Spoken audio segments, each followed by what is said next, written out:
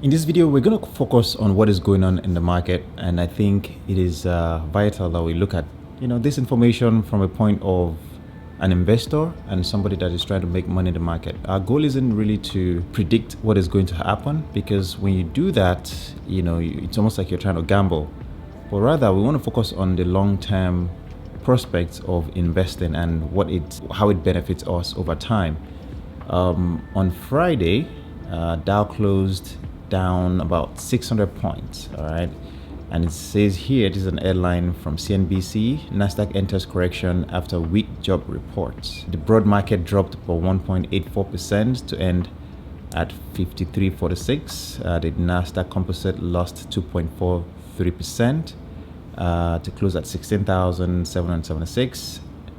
The Dow fell 610 points, down about 1.51%. Now, all of this really were things that were expected. I mean, going into last week, all right, that's about 2 weeks ago, we knew that the job reports were coming out. We knew that the earnings, especially from the big tech companies, were coming out. And those were things that we were thinking could really spook the market, and it did just that. So if you are maybe panicking or worried, these are things that we knew what would likely happen. We knew that it could either be on the upside, where things would turn out pretty great, or things can be mixed, and it was mixed. On Monday, the market dropped. On Tuesday, it went up, right? And then on Wednesday, Thursday, it all went down slightly. But then on Friday, due to the job report, it went down significantly. And now, we are kind of approaching that correction. We're seeing signs of recession. They're talking about the SAM rule, all these things that I'm mentioning. And I want you to understand that at the end of the day, we are not here to predict the market. We are here for the long haul. Now, if you are trying to, invest and make quick gains, that's a different case. And you're trying to trade, that's a different ball game entirely. All right. And there's nothing wrong in doing that, but you have to understand what it comes with, whether it's your tax implications, whether it's the fact that, you have to try to play the games right and try to time the market right. But when it comes to long term, we want to focus on the long term, not the short term fluctuations of the market. Now, one of the things that I want to share with you in this video is really, if you are thinking of investing long term, we want to think about diversification, we want to think about consistency, and we want to think about how we can take advantage of the market. And what do I mean by that? That means there are times when you probably want to go a little bit more bullish when everybody is bearish. And that means when everybody's running away from the market, you probably want to take opportunities in the market. So the first ETF, and why am I talking about ETF now? Because ETFs are generally diversified, and you have the opportunity to invest in these companies at a bargain, especially if you can find them at discounts. Let's talk about the first one, which is the Vanguard Large Cap ETF. The ticker symbol is VV, all right, V of Victor, okay? This one holds companies like Microsoft, Apple, Nvidia, Amazon, Meta, Google, Eli Lilly, Havgo, and Berkshire Hathaway. Now, those are the top 10. It holds up to 560 something companies. If you could get into a company like this, one, they are large companies in terms of their market capitalization.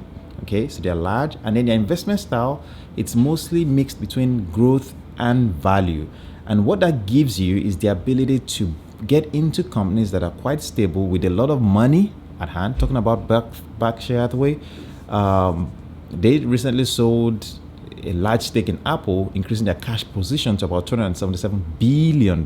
And I stress that billion because that's just a lot of money to hold in cash. And that's because maybe these people see things that we don't see, but we don't have to try to compete with them.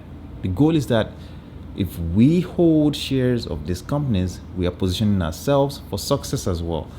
And the reason why we're talking about large cap is because when these companies, when the whole market draws down, goes into a recession, you are getting into companies that are stable.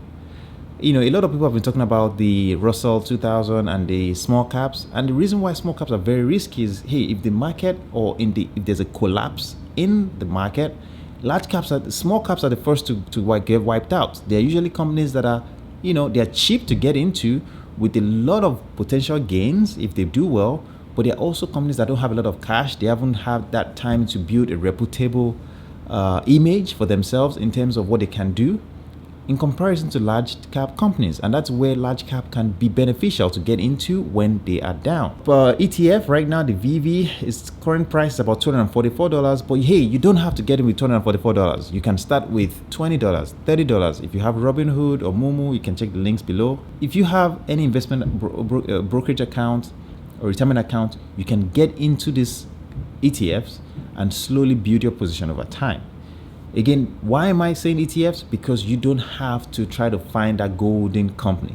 You want to just get into the market when it's down and ride it out. The next one that I'm going to recommend here, or again, this is not financial advice, do your own due diligence. These are just things that I am looking at for myself. Okay, and the next one here is the Vanguard Consumer Staples ETF, VDC.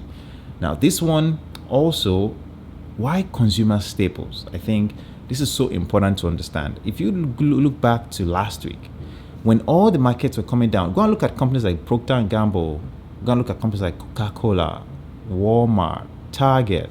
All these companies didn't fall as much. They didn't fall as much. Why?